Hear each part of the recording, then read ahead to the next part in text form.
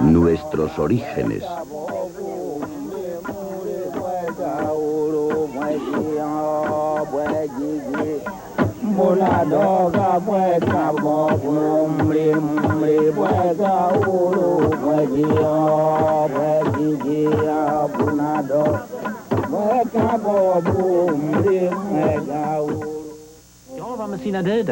Las tumbas, con sus cuerpos muertos y sus ajuares funerarios, pertenecen a los restos más importantes de la arqueología.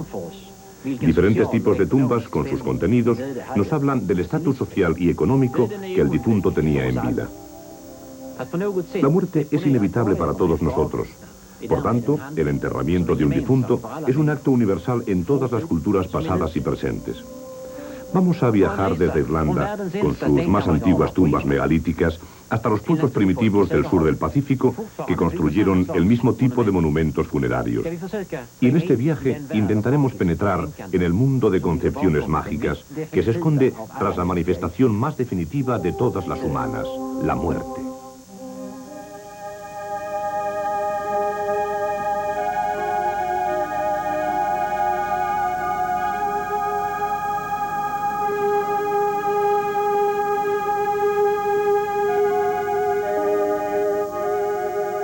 Hay famosos alineamientos de menhires en Karnak, Francia, y en Stonehenge, Inglaterra.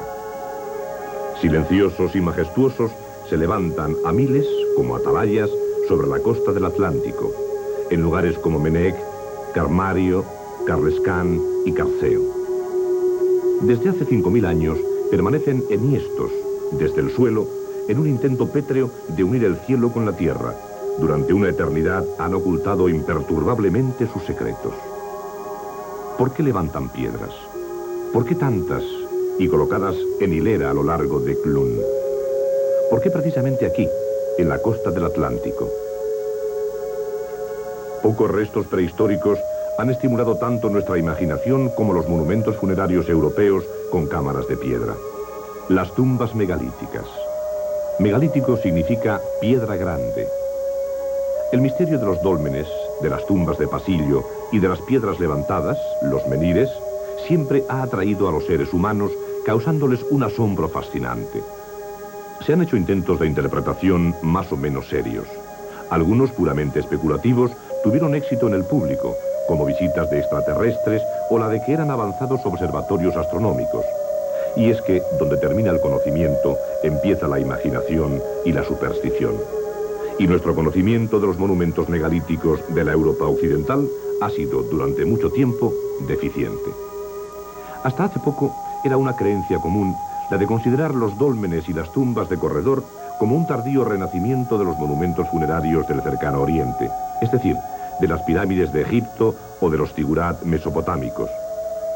La pirámide de Keops, en las afueras del Cairo, fue construida en el siglo XXVII a.C., y en esa hipótesis, los monumentos megalíticos de Europa debían ser más recientes.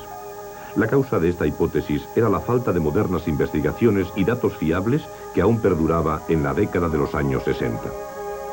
Las excavaciones de los años 60 y 70, con los datos nuevos obtenidos a partir del carbono 14, han cambiado completamente nuestras ideas sobre el desarrollo de los monumentos megalíticos de Europa.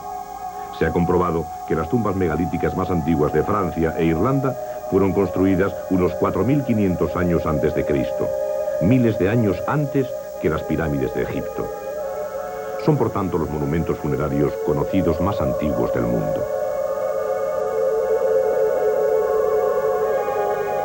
Pero, ¿cuál es la razón de edificar y enterrar en cámaras de piedra?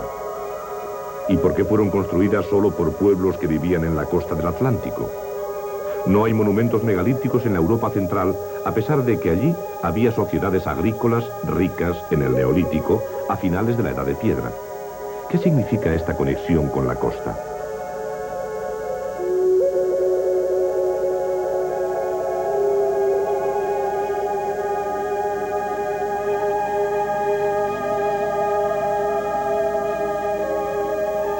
Siempre encontramos al sol en el culto megalítico.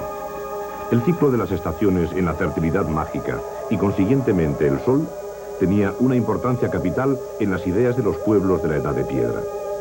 El mejor conocido, por supuesto, es Stonehenge, construido hace 5.000 años para recibir los primeros rayos del solsticio de verano, el 21 de junio. Probablemente el solsticio de verano también era importante en el calendario ritual de Karnak, aunque tenemos dificultad para probarlo. Pero el más fantástico ejemplo del culto al sol, en monumentos megalíticos, no se encuentra ni en Inglaterra ni en Francia. Está en Irlanda. En el Valle Boyne, al norte de Irlanda, encontramos el que es quizás el monumento megalítico más magnífico de Europa. Newgrange, un inmenso lugar de enterramiento y culto. El gran sepulcro fue construido hacia el 3200 a.C. y tanto en el interior como en el exterior se hallan grandes losas de piedra grabada con símbolos mágicos en forma de ornamentaciones geométricas. Pero lo más fantástico de Newgrange se reveló en las excavaciones de finales de los 60. En la entrada de la cámara mortuoria, el director de excavación, P.R. O'Kelly, encontró una estrecha abertura de luz que podía ser tapada. La luz se proyectaba al centro de la cámara. Todo el monumento fue construido para recoger el solsticio de invierno, una construcción de inconcebible precisión en la Edad de Piedra europea, hace 5.000 años, muy anterior a las pirámides de Egipto.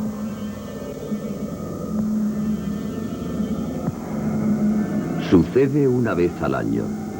A las 9:54 del 21 de diciembre, una luz que va intensificándose paulatinamente se difunde por la oscura cámara funeraria. 6 minutos después, el rayo de sol alcanza la máxima distancia e ilumina con deslumbrante resplandor una profundidad de 22 metros. Después empieza a disminuir y a las 10:15 desaparece totalmente. El increíble espectáculo termina en 20 minutos. Después la cámara mortuoria permanece en total oscuridad durante 364 días, hasta el próximo solsticio de invierno. ¿Por qué sucede una vez al año y en tan breves minutos? Solo podemos especular. ¿Consultaban a los espíritus del muerto sobre el próximo año y su economía? ¿Hacían sacrificios a los dioses a la entrada del magnífico santuario?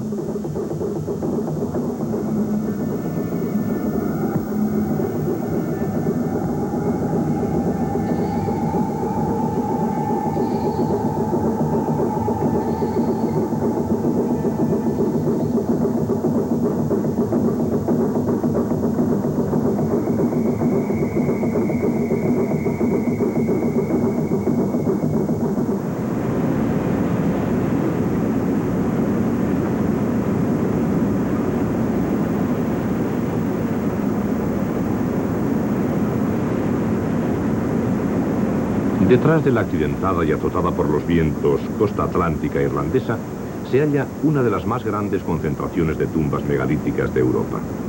Recientemente, una expedición arqueológica sueca fue allí a tratar de responder a estas preguntas. ¿Cómo y cuándo empezó todo esto? En Sligo encontraron los más antiguos megalitos conocidos del mundo.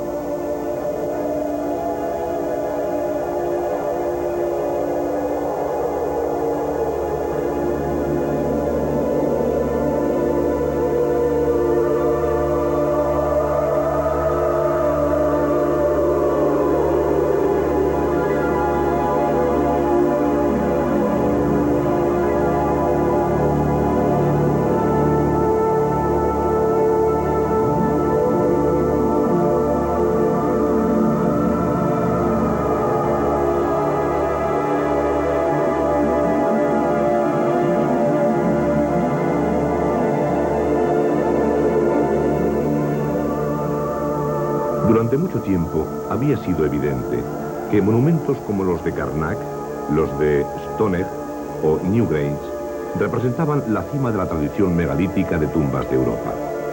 Antes de esto, generaciones de pueblos debieron haber desarrollado sociedades poderosas que se reflejaban en estas impresionantes estructuras. En Carrumore, al noroeste de Irlanda, había restos de grandes extensiones de tumbas megalíticas, con cientos de originales dólmenes, tumbas de corredor y círculos de piedra con cistas. Entre 1977 y 1982 comenzaron a descubrir un atisbo de fascinadoras sociedades de la Edad de Piedra, cuyo centro de vida ritual era la erección de tumbas megalíticas para sus muertos. Y el primer dolmen excavado reveló fechas muy lejanas para sus tumbas. Había sido construido hacía 6.000 años aproximadamente.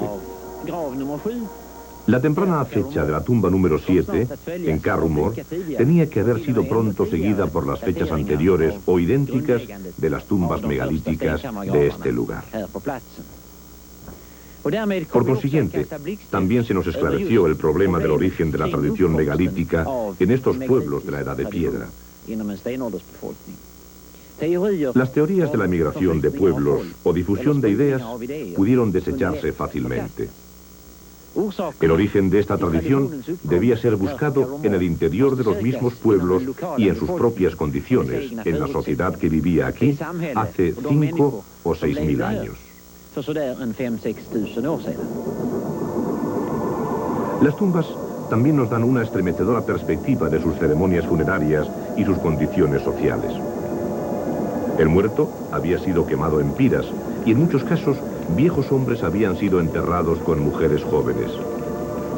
Quizá muestra de sacrificios humanos en los que una mujer esclava o una esposa ha debido seguir a su dueño a la muerte.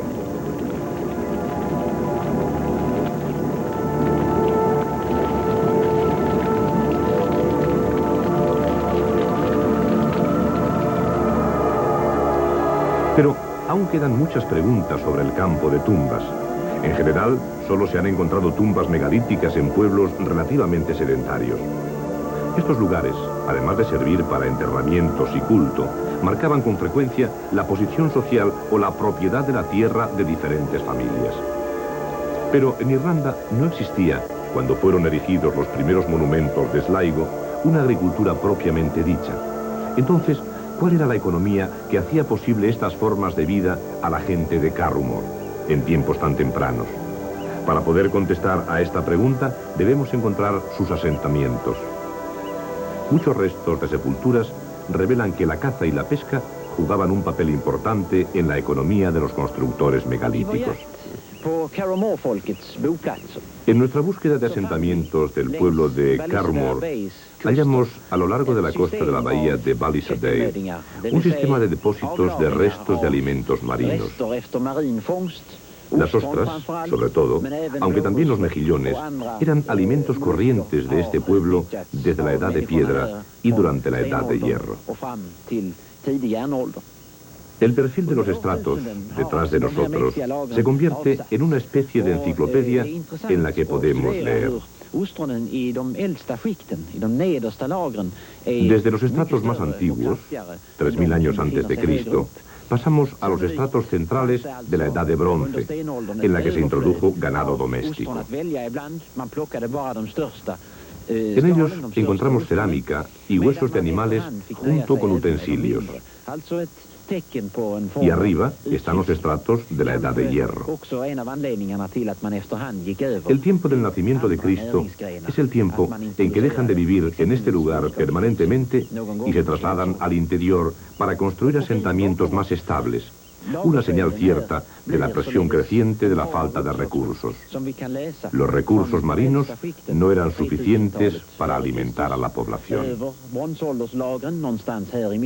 Al principio se creía que los depósitos eran naturales, formaciones marinas. Se suponía que el mar había subido y bajado repetidamente y había dejado estos vertidos de enormes desechos. Pero tenía que aparecer en un segundo análisis que había grandes cantidades de otro material distinto del que el mar había depositado. Las partes oscuras del vertido no eran más que solares o restos de solares, indicios claros de actividad humana. También había grandes montones de utensilios, cerámica y restos de huesos de animales que mostraban que el lugar fue utilizado durante un largo periodo de tiempo para aprovechar los recursos del mar. Actualmente, este perfil, que mide en su sección más profunda 5 metros, revela que el sitio fue habitado con más o menos continuidad durante cerca de 4.000 años. Muchos indicios, pues, de que los recursos marinos hicieron bien pronto posible que el pueblo de Kárumor desarrollara una tradición cultural avanzada, edificando tumbas megalíticas y con un alto grado de vida sedentaria en la península Nognarea. Visar den här profilen som i sitt djupaste avsnitt går ner till cirka 5 meter, att man har bott på platsen mer eller mindre kontinuerligt under nära 4000 år.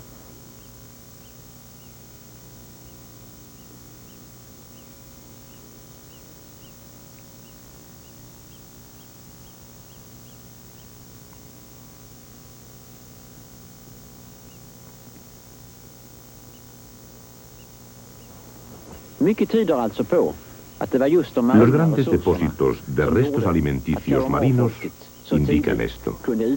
Y todavía las focas se detienen a centenares, gruñendo, en los bancos de arena de la bahía Balisadeir cuando baja la marea.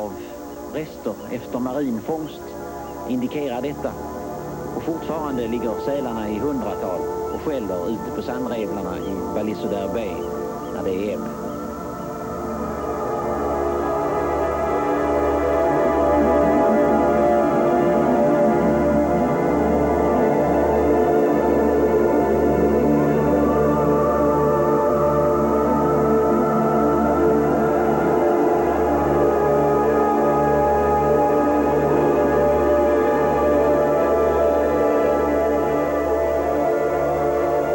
Con un pico no se puede llegar a más cuando se trata de reconstruir una sociedad megalítica temprana sobre la costa oeste de Irlanda. Para alcanzar otras metas en nuestra reconstrucción, debemos viajar de nuevo a sociedades actuales que tengan una cultura semejante y que construyan el mismo tipo de monumentos. Volvamos una vez más al sur del Pacífico para encontrarnos con una edad de piedra viva, tal como aparecía a la llegada de los primeros europeos hace 300 o 400 años y tal como es hoy.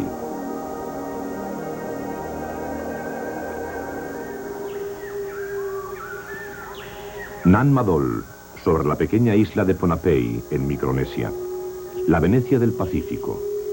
Un magnífico templo construido con enormes pilares de basalto en islas artificiales en un lago.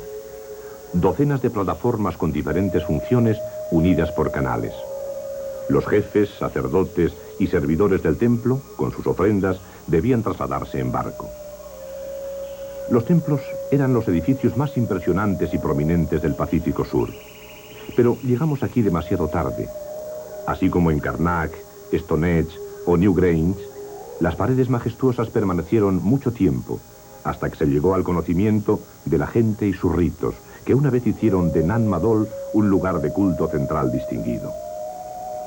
Ningún europeo consiguió tener la oportunidad de verlo cuando estaba en uso.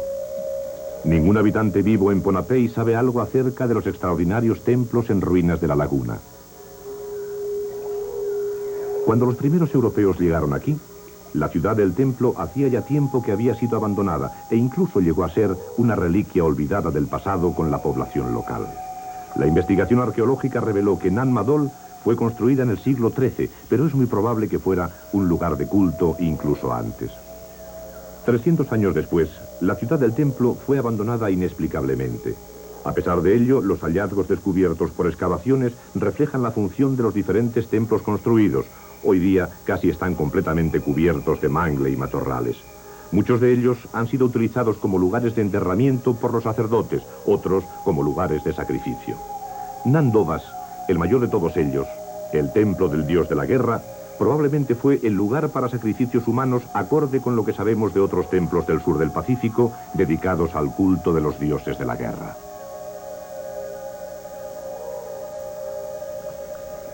¿Por qué esta rica civilización se extinguió ante la llegada de los europeos?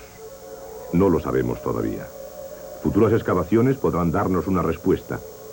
La fuerte estructura de poder que James Cook y otros viajeros encontraron a finales del siglo XVIII, entre otros lugares en Tahití, Tonga y Hawái, estaba en su apogeo y tenía una jerarquía social compleja del mismo tipo que la que debía haber existido en Pohnpei, cuando fue construido Nan Madol. Pero aquí el desarrollo tuvo que ir en otra dirección. Pohnpei fue descubierta por primera vez el 23 de diciembre de 1595 por un jefe de expedición español, el capitán Quirós, quien sin embargo no desembarcó en la isla. Hasta el siglo XIX no entraron los nativos en contacto con los occidentales. En ese tiempo, los habitantes vivían en pequeñas aldeas de pescadores sin unidad social entre ellas, y así continúan actualmente, sin cambios.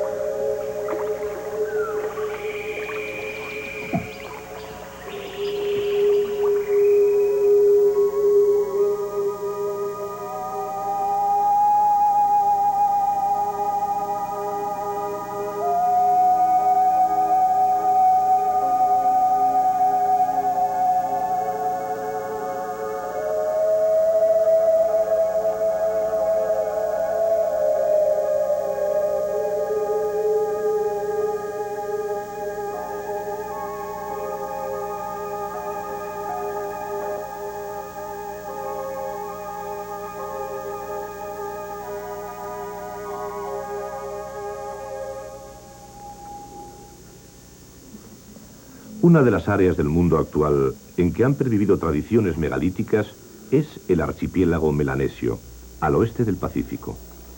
En las islas Trobriand, en Papúa, Nueva Guinea, sus habitantes han practicado siempre una forma muy especial de enterramiento. En la aldea de Kaibola, en la isla de Kiriwina, nos encontramos con Toulaba, que nos prometió enseñarnos la cueva de sepulcros de su familia en Kituma. Durante el camino nos fue hablando de ceremonias extrañas.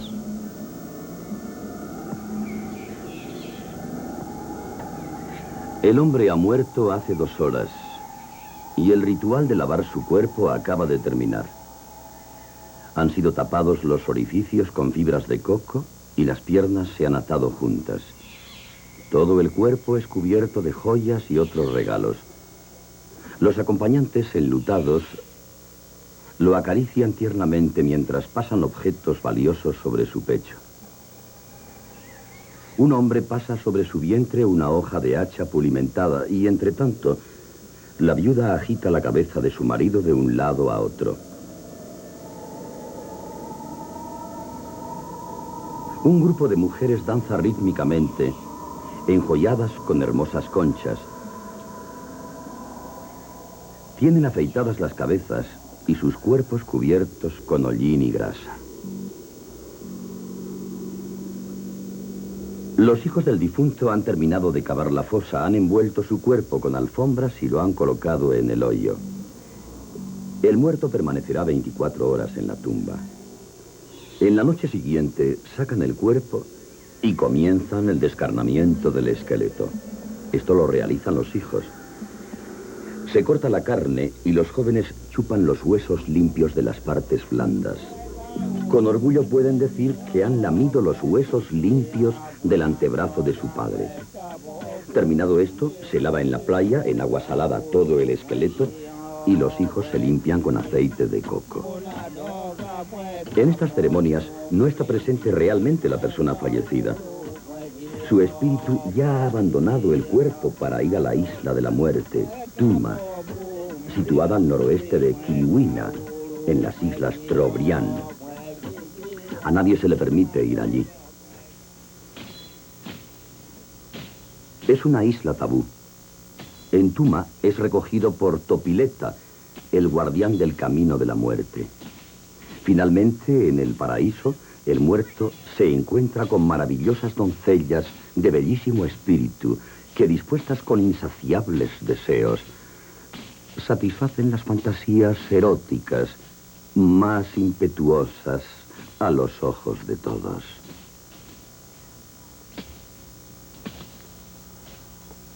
A comienzos de nuestro siglo, el etnógrafo Bronislaw Malinowski encontró todavía viva, en las islas Trobriand, la tradición del megalítico. Pero solamente los jefes y sus familias iban a descansar en tumbas megalíticas. Todos recordaban que el lugar de culto y enterramiento de los jefes estaba en el centro de la isla, en Otuyam. Aquí eran colocados sus huesos, lavados y limpios, en enormes vasijas de arcilla. El resto de la población se enterraba en fosas. Escenas funerarias de la Edad de Piedra han sobrevivido hasta nuestros días en Kiriwina y en otras islas Trobriand.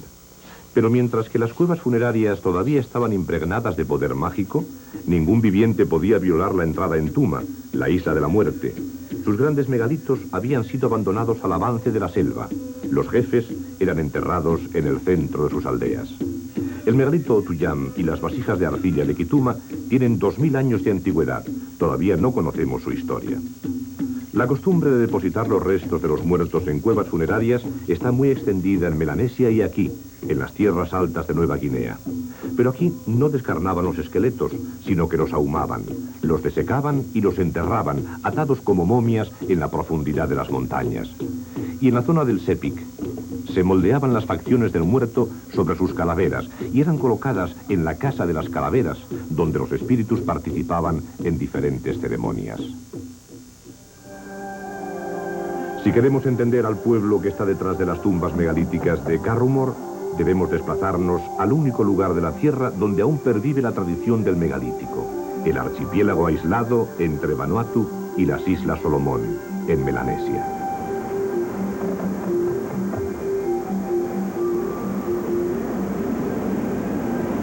No hay más que una manera de llegar allá, a pie. Días de duro camino a través de junglas ardientes y húmedas.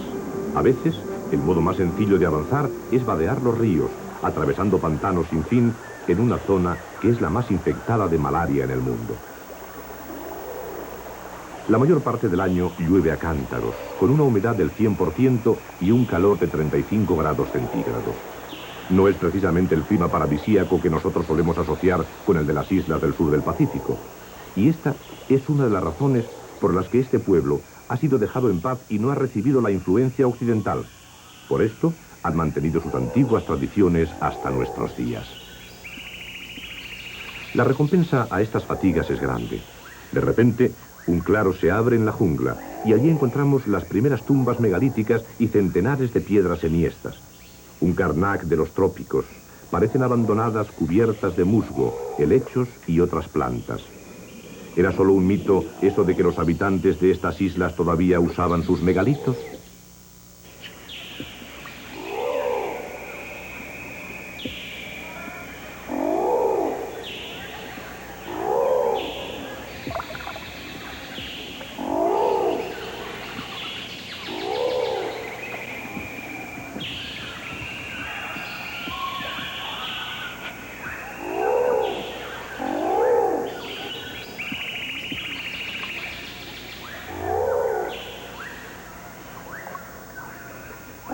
De pronto se rompe el silencio y de las sombras de la jungla surge una procesión de hombres y mujeres, los poderosos Nambas, una de las más temidas y belicosas tribus caníbales de toda la Melanesia hasta los tiempos modernos.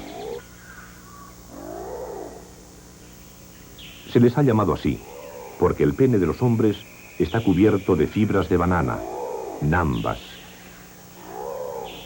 En la ceremonia de bienvenida hallamos una antiquísima tradición. Las islas han estado habitadas desde el siglo 31 a.C., por lo menos, y nada ha cambiado desde entonces. Los adornos del pelo de las mujeres, así como los cinturones de corteza y las nambas de los hombres, son lo mismo que en 1774, cuando James Cook descubrió Malecula. Y las mujeres favoritas todavía obtienen los dientes frontales arrancados a los hombres en una ceremonia secreta de iniciación. Es el favor más codiciado que una mujer puede alcanzar de un poderoso Namba.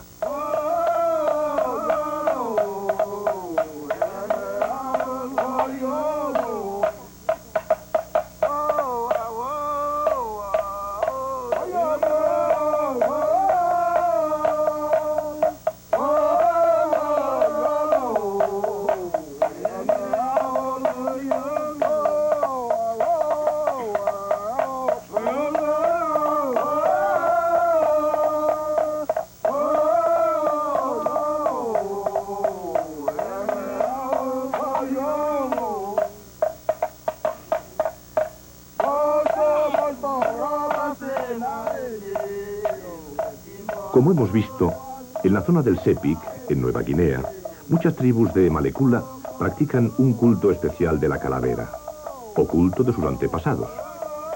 En él, la calavera del difunto es moldeada con arcilla y fibras de coco para hacerla lo más parecida posible a los rasgos del pariente muerto. En este caso, un hijo muestra orgullosamente a su madre, que ha muerto hace 15 días, pero que aún convive en casa con los familiares.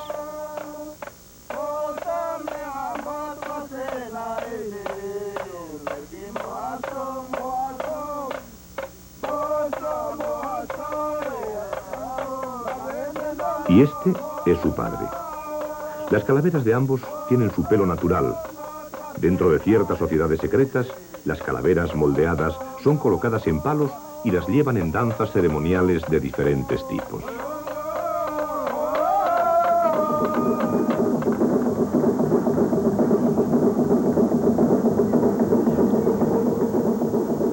Como habíamos sospechado, el primer lugar de culto al que habíamos llegado hace tiempo que está abandonado. Pero en una aldea próxima fuimos llevados a un lugar sagrado de danza, que era actualmente el centro ritual de la tribu. Magníficos tambores hechos de troncos de árboles sagrados, decorados con tallas de máscaras de vivos colores, estaban colocados bajo un enorme árbol banián. Enfrente de los grandes tambores había otros más pequeños en diferentes estados de conservación, desde los que habían sido hechos hacía poco, todavía en uso, hasta los que estaban casi podridos. El lugar es tabú, y nada de lo que le pertenece puede ser retirado. A ambos lados del árbol banyam se levantan tumbas megalíticas en hilera que se retrotraen a innumerables generaciones. Nadie sabe si su antigüedad es de 500 años o de 5000. Todavía lo usan los jefes como lugar de enterramiento para sus familias, una tumba megalítica para cada familia. Entre las tumbas se erigen piedras con altares sacrificiales y sentimos la excitante sensación de que estamos en el centro de una tradición viva de la Edad de Piedra. Hay cuerdas en las piedras del altar para atar a los cerdos que van a ser sacrificados en la próxima ceremonia. De todo lo que sucede ahora durante la preparación de la próxima ceremonia, muy poco o nada hubiera podido conservarse como resto material arqueológico. Y no son solo los cerdos los que van a ser apaleados y sacrificados a los dioses y a los espíritus de los antepasados. Flores y frutas son traídas sobre cañas de bambú sobrecargadas, regalos de diferentes familias pertenecientes a la tribu. Todo se coloca en plataformas especiales detrás de la pista de danza. Por el contacto creciente con el mundo exterior, ya empiezan a verse vestidos modernos entre la población, aunque es imposible llevarlos limpios en un clima tan caluroso y húmedo. Cada jefe de aldea tiene su propio tambor en el lugar de culto megalítico de la tribu. Aquí tenemos al jefe Amete, posando orgullosamente enfrente de su obra maestra, vestido con el tradicional atuendo namba. Lleva semanas preparar las diferentes ceremonias. La pista de danza es embellecida con adornos y esculturas de madera, cada una con una función específica y su nombre especial.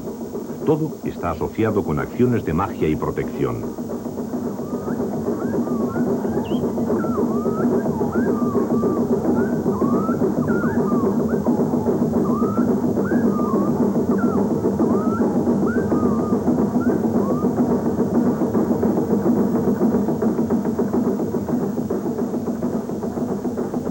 Filas de pequeñas piedras marcan los sitiales de los participantes en la ceremonia y señalan también los muchos lugares tabúes que circundan el lugar para no correr el riesgo de violarlos. El ensordecedor repiqueteo de los tambores retumbará varios días hasta el final.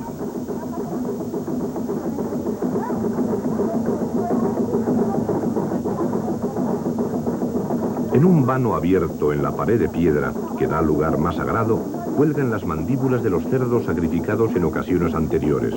Ninguna persona no iniciada ha podido nunca antes visitar el santuario, y es algo incomparable lo que nos espera.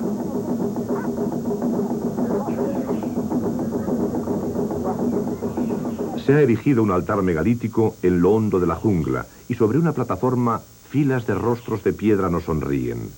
Las esculturas representan a los jefes de la tribu muertos desde hace generaciones. De nuevo, emerge la siempre recurrente pregunta del arqueólogo. ¿Cuánto tiempo llevan erigidas aquí? Y otra vez, hay que contentarse con una respuesta que nadie conoce. El musgo crecido las cubre hace 200, 500, 1000 años. La edad es lo de menos. El lugar está todavía en actividad, y lo que cuenta es el tiempo presente. A nadie se le ocurriría tocarlas. Sería el peor crimen que podría cometerse. La consecuencia, la muerte.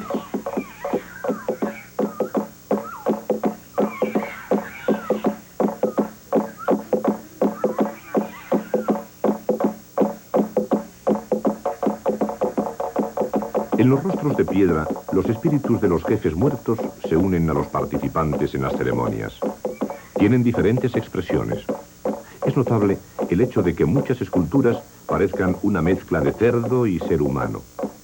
Un ejemplo del importante simbolismo del cerdo en un lugar en el que los cerdos aún siguen siendo para un hombre la más valiosa propiedad.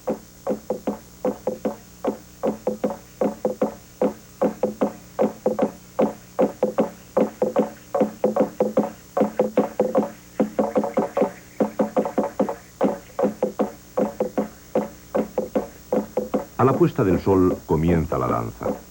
Una gran cantidad de tradiciones megalíticas en la Melanesia tienen notables semejanzas con nuestras tumbas de cámara del megalítico europeo. Cada aldea tiene su propio lugar de culto, que es frecuentado por todos los habitantes, pero solo a los que ocupan una alta posición se les permite erigir piedras o construir tumbas megalíticas con cámara. Hay diferentes clases sociales, pero casi nadie puede esforzarse en alcanzar un grado superior.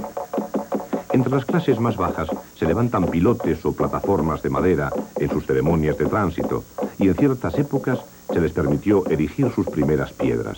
Así pues, los monumentos se convierten en símbolos claros del estatus social, signos del rango de propietario. Hay también grandes diferencias en el culto.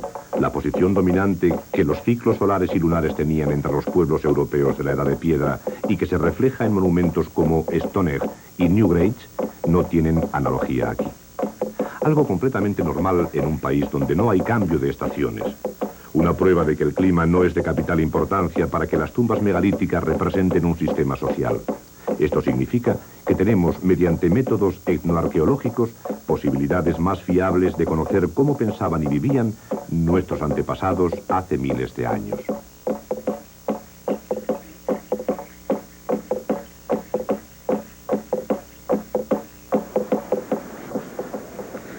Tenemos prisa, sin embargo. Con unas comunicaciones cada vez mejores y unos contactos crecientes, la tradición megalítica de Malekula pronto se extinguirá y sus monumentos envejecerán. Hoy, los viejos todavía viven en formas sociales originales. El pueblo recuerda y mantiene sus tradiciones. Pero, ¿las seguirán manteniendo los niños? Probablemente no. La presión externa y el flujo de información es demasiado fuerte a pesar del aislamiento. Lo mismo el celo de la Iglesia para salvar nuevas almas. Hasta los jefes mismos contribuyen en parte a esta evolución, enviando a sus hijos a las escuelas y universidades de la capital de su país.